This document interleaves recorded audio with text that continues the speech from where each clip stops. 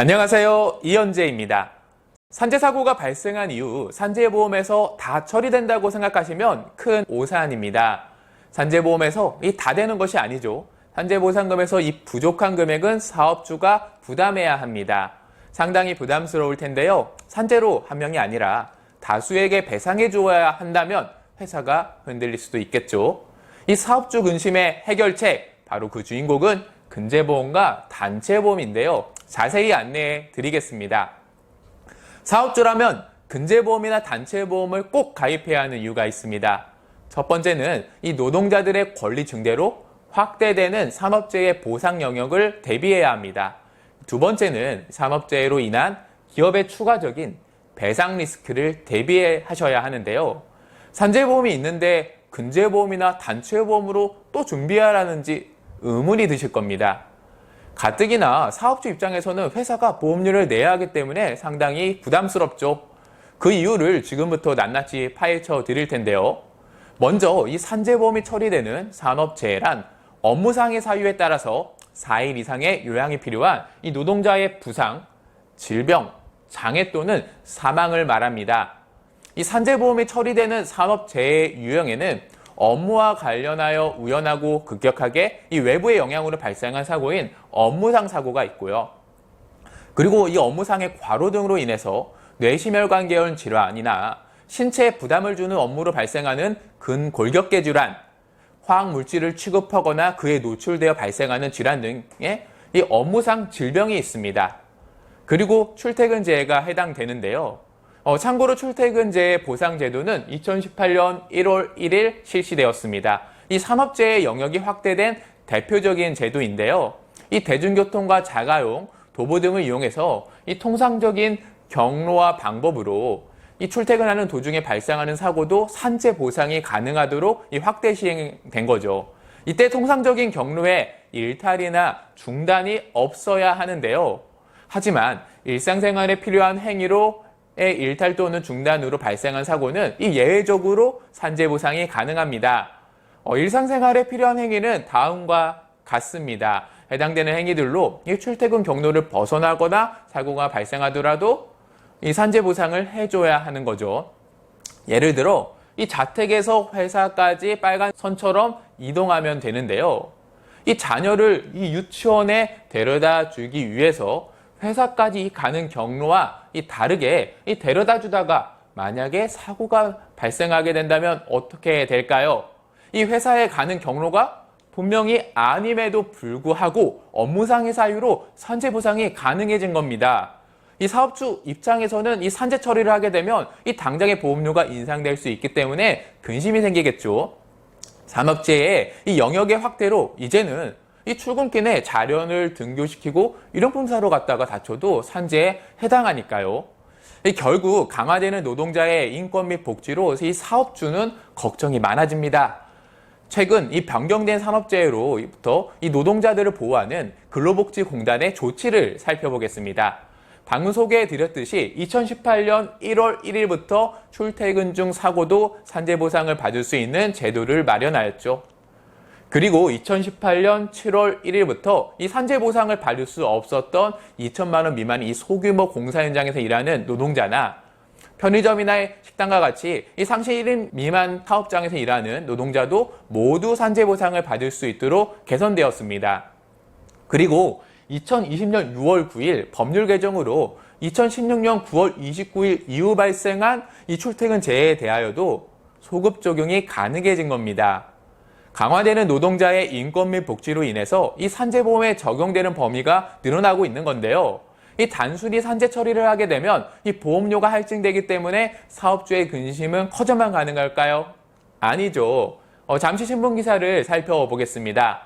지난 2013년 3월 14일에는 여수산단 D산업에서 이 폭발사고가 발생해 6명이 숨지고 11명이 다치는 대형 참사가 빚어졌습니다. 해당 사고로 산재보험료를 포함해서 사망자 1인당 합의금으로 5억 3천만 원의 최종 합의를 하였습니다. 당시 이 산재보험금으로 1억 5천만 원에 지급되었다고 하는데요. 그렇다면 나머지 보상금액 3억 8천만 원은 어떻게 마련했을까요? 위로금 5억 3천만 원에서 이 산재보험금 1억 5천만 원을 제외한 3억 8천만 원은 회사가 직접 배상한 금액인 것입니다. 이 사업주에게 묻고 싶습니다. 이 산재 사고 발생 시 노동자는 누구 편에 설까요? 과연 사업주 편을 들게 될까요? 절대 아니죠. 이 산재보험에서는 충분한 보상이 이루어지지 않을 것이고 노동자는 충분한 보상을 받으려 하겠습니다. 분명히 법적 분쟁으로 이어질 확률이 높습니다. 사장님은 지금 적과에 동침 중인 것입니다. 자, 그렇다면 왜 법적 분쟁이 발생되게 되는 것일까요? 바로 산재보험은 이 일부만 보상해주기 때문입니다. 이 노동자에게 산재가 발생하면 이 사업주는 산재로 인한 손해배상 책임이 발생하는데요. 이때 사업주는 세 가지 손해배상을 해줘야 합니다. 치료비, 향후 이익, 위자료를 보상해 주어야 하죠. 이 산재보험은 위자료를 보상해 주지 않습니다. 향후 이익은 이 산재보험의 휴업급여, 장애급여, 유족급여로 이 일부만 보상해 줍니다. 이때 휴업금의 경우 이 산재보험에서 평균 임금의 70%만 보상해 주죠. 그리고 치료비는 이 산재보험 요양급여로 보상해 주는데요. 하지만 모두 보상해 주는 것은 아닙니다. 이 세 가지 항목을 제외하게 됩니다. 먼저 업무상 부상이나 질병의 치료 목적이 아닌 진료나 투약은 보상해 주지 않습니다. 그리고 건강보험과 산재보험 요양급여 산정 기준에서 이 급여로 정하지 않은 진료 항목과 비용소 보상해 주지 않습니다. 비급여 항목은 보상받을 수 없는 거죠. 마지막으로 상급병실 사용료 차액도 보상해 주지 않는데요. 하지만 이 증상이 위중하고 종합병원 이상급으로 일반 병실이 없어서 부득이한 경우에는 7일의 범위 내에서 인정받을 수 있습니다. 보상이 제외되는 비급여 항목도 이 개별 요양급여 제도 승인 여부에 따라서 보상이 가능하기도 합니다. 개별 요양급여 제도란 이 비급여라도 이 산재 환자 치료에 꼭 필요하다고 인정되면 개별 심사를 통해서 별도로 인정해 주는 것인데요. 하지만 업무상으로 발생하는 부상이나 질병의 목적이 아닌 치료와 그리고 상급병실 이 사용료 차액은 보상이 불가능한 점 알아두시기 바랍니다. 결국 산재 노동자에게 발생한 손해 중 산재보험급여로 이 채워지지 않은 손해는 사업주가 모두 배상하여야 하는 것입니다. 이때 사업주의 과실이 인정되는 경우에는 민사상 손해배상 소송을 당할 수도 있습니다. 경우에 따라서는 관리자나 사업주가 형사처벌의 대상이 되기도 하는데요. 민사배상금이 결국 노동자에게 지급해 주어야 할 보상금이 되겠죠. 지금부터 산재보험금과 민사배상금 예시를 통해 이 차이를 설명드리겠습니다. 이 해당 표는 월급여 300만 원의 이 30세 남성 사례입니다. 산재보험만 가입하고 업무 중에 사망사고가 발생하였는데요. 이 경우에 산재보험과 민사배상금을 예상한 것입니다. 기존 판례를 참조해서 산정한 단순한 예시고요. 이 산재보험금에서 유족급여와 장의비 항목으로 지급되었습니다. 민사배상금은 일시수입, 일실퇴직금, 위자료가 지급되어야 하는데요. 이 총 민사배상금 5억 3천만 원입니다. 이 산재배상금으로 약 1억 4천만 원이 지급되게 되는데요. 결국 회사는 민사배상금을 배상해 주어야 하기 때문에 이 산재배상금을 제외하고 이 추가로 3억 9천만 원을 배상해 주어야 하는 거죠. 왜 사업주는 민법상의 기업주 책임을 지게 되는 걸까요? 해당 법률을 잠시 살펴보겠습니다. 민법 제750조에 의거해서 이 고의 또는 과실로 인해 타인에게 손해를 가한 자는 그 손해를 배상할 책임이 있고요. 민법 제756조에 의거해서 사용자는 피용자가 제3자에게 관한 손해를 배상할 책임이 있습니다. 민법 제757조에 의해서 이 도급이나 지시에 관하여 도급인에게 이 중대한 과실이 있고 수급인이 그 일에 관하여 제3자에게 가한 손해를 배상할 책임이 있고요. 민법 제758조에 의거해서 공작물의 설치 또는 보존의 하자로 인해 이 타인에게 손해를 가한 때에는 점유자가 손해를 배상할 책임과 점유자가 손해 방지에 필요한 주의 의무를 다하였다면 소유자가 손해를 배상할 책임이 있는 것입니다. 결국 사업주의 고의나 과실 유무에 따라서 이 민법상 책임을 묻게 되는 건데요. 이 사업주의 고의나 과실 여부는 산재 민사 손해배상 소송에서 매우 중요한 문제입니다. 이 사업주의 책임 문제로 노동자와 민사소송 시 사업주가 승소할 가능성이 매우 낮은데요. 이 근로복지공단 통계 자료에 따르면 노동자의 승소율은 97.8%나 됩니다. 대부분 산업재해에서 피해를 입은 노동자나 유가족의 이 편을 들고 있기 때문에 민사손해배상 청구 소송의 위험은 반드시 대비해야겠죠. 이를 대비하기 위해서 근제보험을 가입하거나 단체보험을 가입하면 되는데요. 근제보험은 이 산재보상을 초과하는 민사상 손해배상금을 보상해주는 보험입니다. 단체보험은 가입 시 정한 보험금을 보장해주는데요. 개인적으로 이 단체보험의 가입을 추천해드립니다.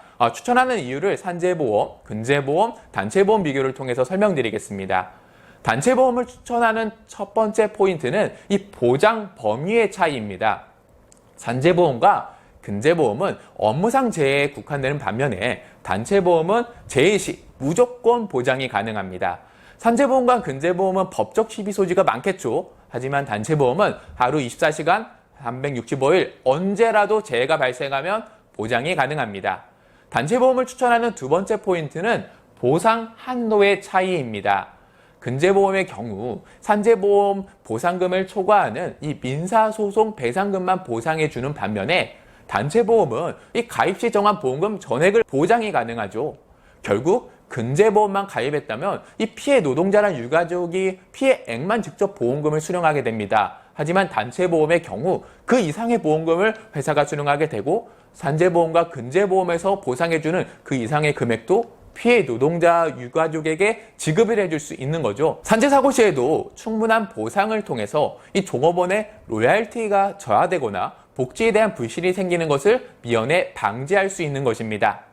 그리고 무엇보다도 산재보험이나 근제보험은 이 산업재해 발생 시 할증이 되는데요. 단체보험은 그럴 걱정이 전혀 없습니다.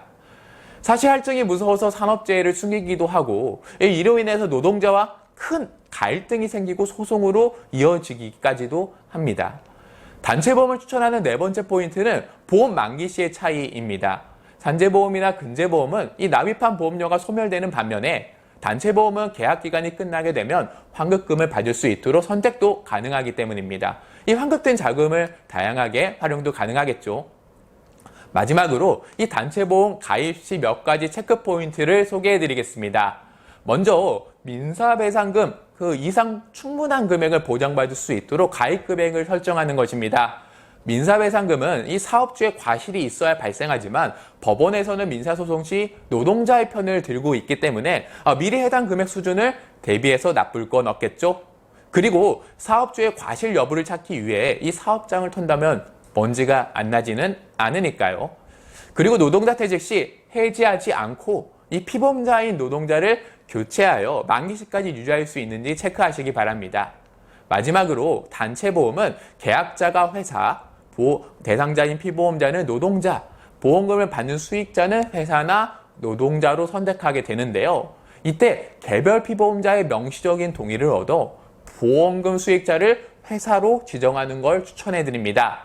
이 보험금 지급 사유가 발생 시 보험금 청구권은 계약자인 회사가 가질 수 있기 때문인데요. 근로자나 유가족이 이 직접 보험금을 수령하는 것보다 회사가 수령해서 지급해 주는 것이 이 기업 이미지적인 측면에서 유리하고 민사배상금의 적정 수준을 지급하고 이 남은 보험금은 회사가 다른 목적으로도 활용 가능하기 때문입니다. 더 이상 산업재해는 남의 일이 아닐 수 있습니다. 이 사업주의 산업재해 리스크를 앞서 추천해드린 단체보험을 해결하시는 시청자분들이 되시길 바랍니다. 주변의 보험 설계사분들에게 자세한 상담 받아보시길 추천해드립니다. 시청해주셔서 고맙습니다.